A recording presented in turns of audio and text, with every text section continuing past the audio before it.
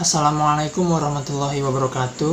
Saya Ilham Muhammad Hamdi dari kelas 06 TPLE 010 Universitas Pamulang ingin mempresentasikan salah satu modul dari mata kuliah Sistem Informasi Manajemen atau disingkat SIM. Jadi di sini saya akan menjelaskan konsep dasar sistem informasi manajemen dan sistem informasi manajemen itu sendiri atau disingkat SIM ya. Oke, next slide. Di sini ada konsep dasar sistem ya. Konsep dasar yang menjelaskan definisi sistem memiliki dua pendekatan ya, yaitu pendekatan yang pertama ialah pada prosedur, yang kedua ialah pada komponen atau elemen. Pendekatan pada prosedur. Suatu sistem adalah suatu jaringan kerja dari prosedur-prosedur yang saling berhubungan, berkumpul bersama-sama untuk melakukan suatu kegiatan atau untuk menyelesaikan suatu sasaran tertentu. Lalu pendekatan pada komponen atau elemen. Suatu sistem adalah kumpulan elemen yang saling berinteraksi untuk mencapai suatu tujuan. Oke, next slide. Di sini ada syarat-syarat sistem ya. Jika sistem tidak memenuhi syarat, maka itu tidak bisa disebut dengan sistem. Oke, di sini ada beberapa syarat ya. Yaitu sistem harus dibentuk untuk menyelesaikan tujuan. Jika sistem itu tidak ada tujuan, maka itu bukan sistem. Yang kedua, elemen sistem harus mempunyai rencana yang ditetapkan. Selanjutnya, adanya hubungan di antara elemen-elemen sistem. Lalu ada unsur dasar dari proses. Ini lebih penting daripada elemen sistem.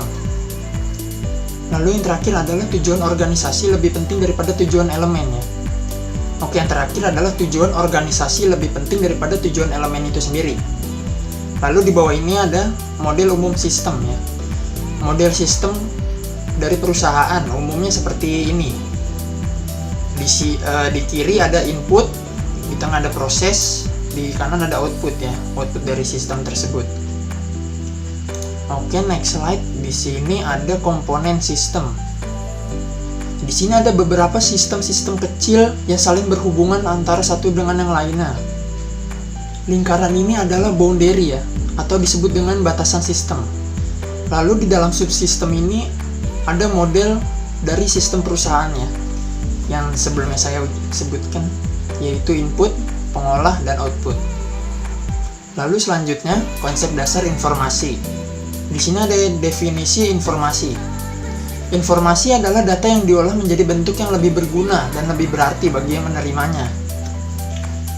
Jadi informasi adalah seperti kumpulan-kumpulan data yang telah diproses sedemikian rupa agar menjadi informasi yang sangat berguna. Oke, selanjutnya next slide. Di sini ada siklus informasi ya.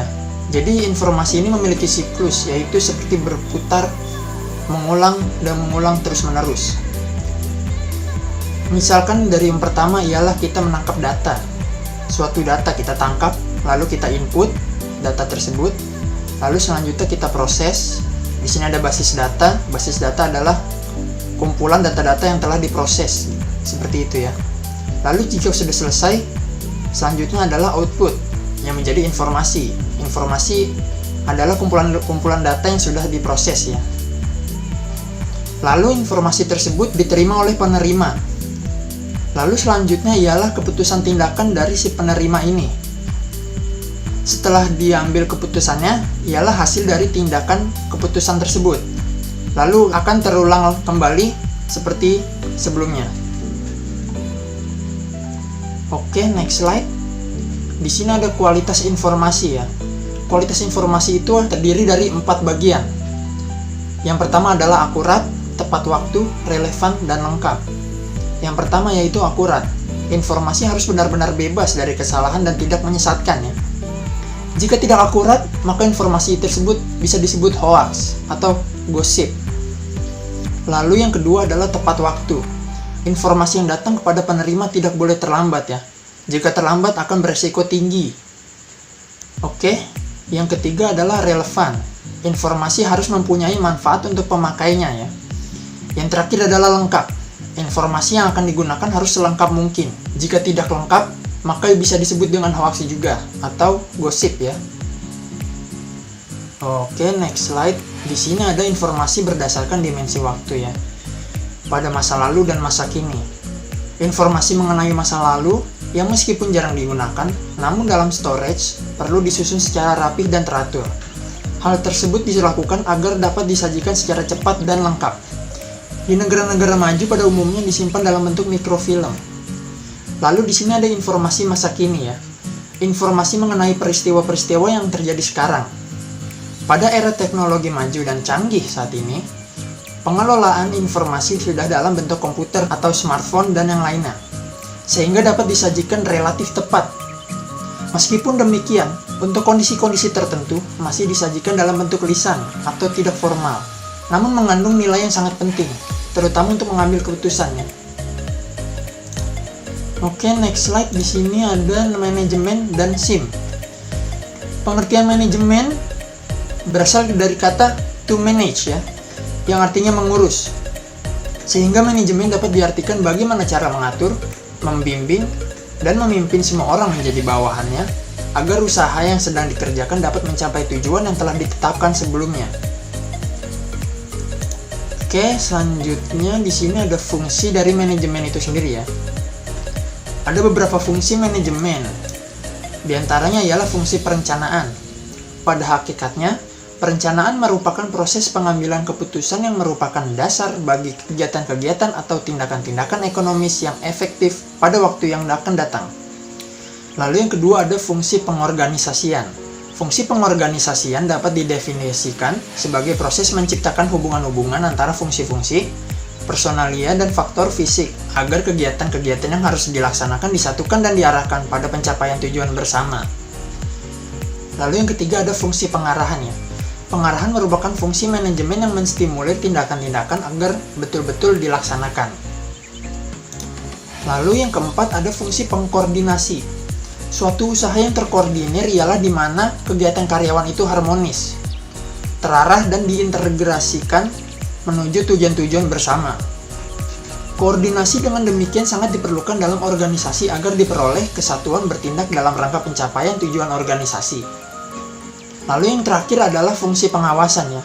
Fungsi pengawasan pada hakikatnya mengatur apakah kegiatan sesuai dengan persyaratan-persyaratan yang ditentukan dalam rencana. Sehingga pengawasan membawa kita pada fungsi perencanaan. Makin jelas, lengkap, serta terkoordinir, rencana-rencana makin lengkap pula pengawasan. Selanjutnya, di sini ada definisi sistem informasi manajemen. Sistem informasi manajemen adalah serangkaian subsistem informasi yang menyeluruh dan terkoordinasi dan secara rasional terpadu yang mampu mentransformasi data sehingga menjadi informasi. Lewat serangkaian cara guna meningkatkan produktivitas yang sesuai dengan gaya dan sifat manajer atas dasar kriteria mutu yang telah ditetapkan. Perancangan, penerapan, dan pengoperasian SIM adalah mahal dan sulit. Upaya ini dan biaya yang diperlukan harus ditimbang-timbang. Ada beberapa faktor yang membuat SIM menjadi semakin diperlukan. Antara lain, bahwa manajer harus berhadapan dengan lingkungan bisnis yang semakin rumit. Salah satu alasan dari kerumitan ini adalah semakin meningkatnya dengan munculnya peraturan dari pemerintah. Oke, yang terakhir adalah sistem informasi manajemen dan bisnis. Keberhasilan suatu organisasi dalam mencapai tujuannya sangat tergantung pada kemampuan orang yang mengelola organisasi tersebut. Manajemen sebagai suatu metode yang mengatur, mengelola organisasi dapat diartikan sebagai seni melaksanakan sesuatu melalui orang. Jika manajemen suatu organisasi baik, maka akan meningkatkan kemakmuran suatu negara.